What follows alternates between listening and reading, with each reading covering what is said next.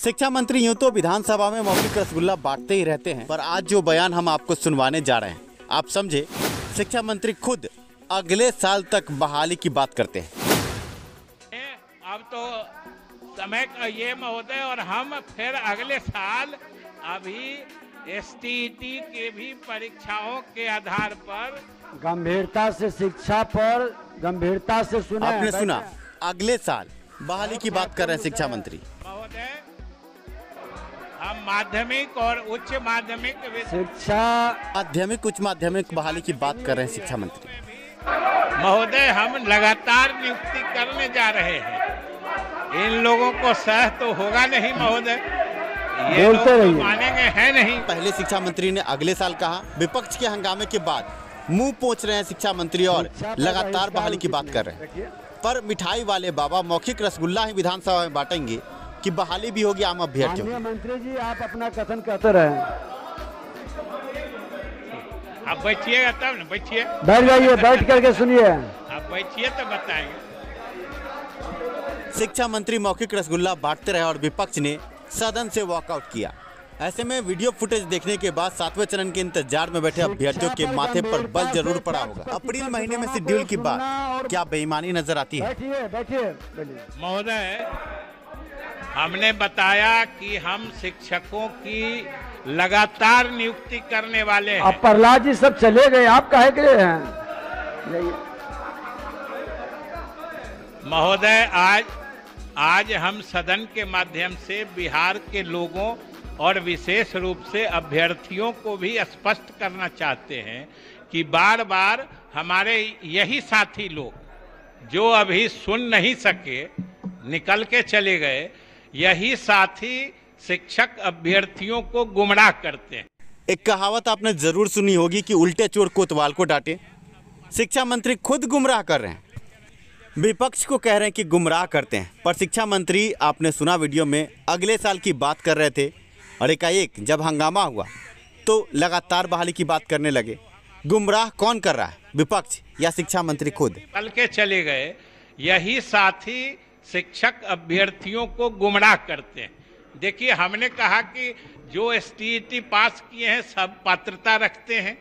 अगले चरण की जब नियुक्ति होगी सब लोग उसमें आवेदन दे सकते हैं। जो मेरिट लिस्ट में आएंगे उनकी नियुक्ति होगी।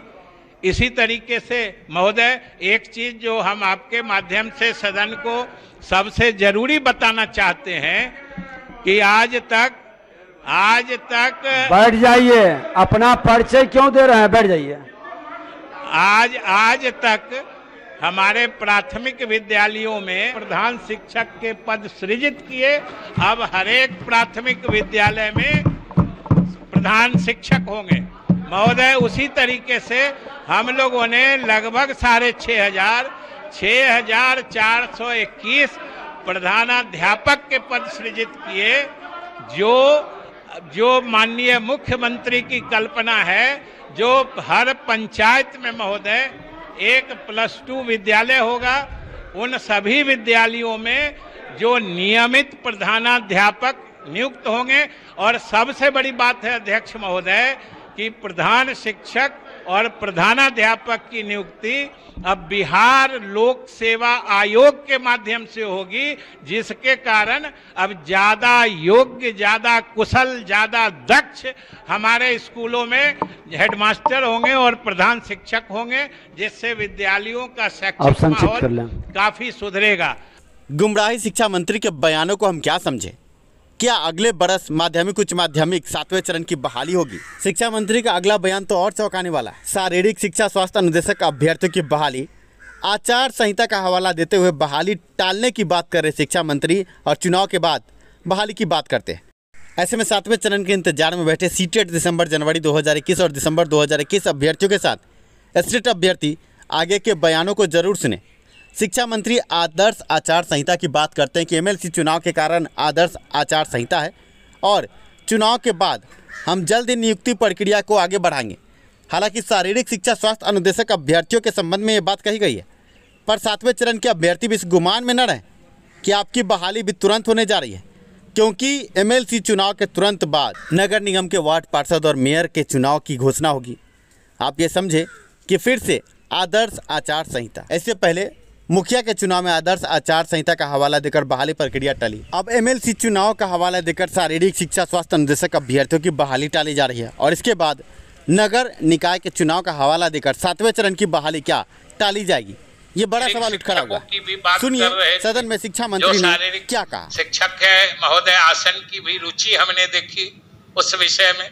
शारीरिक प्रशिक्षण जो प्राप्त लोग हैं, मुझे बताते हुए खुशी हो रही है कि उनके लिए फिर वो पुराना वेतनमान और जो नियत वेतन वाला चक्कर में अगर नहीं फंसेगी बात, तो हम लोगों ने 8386, हालांकि वो प्रति पंचायत नहीं है वो फिगर, लेकिन हम लोगों ने 8386 पद जो शारीरिक शिक्षा एवं स्वास्थ्य अनुदेशक का है, उन पदों की स्वीकृति हम लोगों ने दे दी है और किस जिले में कितने पद जाएंगे वो भी हम लोग कर चुके हैं। और पदों में नियुक्ति करने से पहले जो रोस्टर क्लियरेंस होता है, वो रोस्टर क्लियरेंस भी हो चुका है।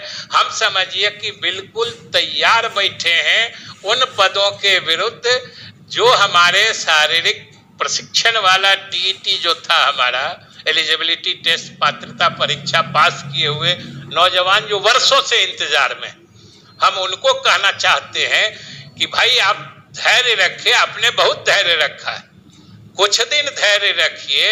हम सारी तैयारी करके बैठे हैं। सिर्फ जो अभी महोदय इसी सदन के 24 माननीय सदस्यों का जो चुनाव होना है और चुनाव की घोषणा हो चुकी है, और उस सिलसिले में जो आदर्श आचार संहिता लगी हुई है, हम लोग इसीलिए उसको नहीं कर पा रहे हैं। और ये आदर्श आचार संहिता हटी, समझिए उसके अगले एक सप्ताह के अंदर हम लोग नियुक्ति की प्रक्रिया शुरू कर देंगे। और महोदय सबसे अच्छी बात क्या है कि हम लोगों ने 8386 पद सृजित किया है और कुल मिला के करीब 3500 ही योग्य अभ्यर्थी जो उस समय शारीरिक शिक्षक वाली पात्रता परीक्षा में जो सफल हुए थे, उनकी संख्या लगभग वही 4500 से अधिक नहीं है। तो स्वाभाविक रूप से सभी लोग नियुक्त हो जाएंगे। उनके भी वर्षों से चली आ रही मांग को हम लोग आने वाले समय में समझिए बिल्कुल पूरा करने वाले। शिक्षा मंत्री के बयानों को सुनने के बाद आप समझ चुके होंगे कि कई तरह के गतिरोध बहालियों में, 7वें चरण की बहाली हो या शारीरिक शिक्षा स्वास्थ्य अनुदेशक अभ्यर्थियों की बहाली। आशा है वीडियो आपको पसंद आया होगा। वीडियो पसंद आया हो तो लाइक ज़रूर करें, चैनल को सब्सक्राइब करें, वीडियो को लाइक करें। अगर आप बिहार के बाहर से BEd, DLEd, MAd या PG की पढ़ाई करना चाहते हैं तो आपके स्क्रीन पर हम एक नंबर दे रहे हैं, आप संपर्क कर सकते हैं। धन्यवाद वीडियो देखने के लिए।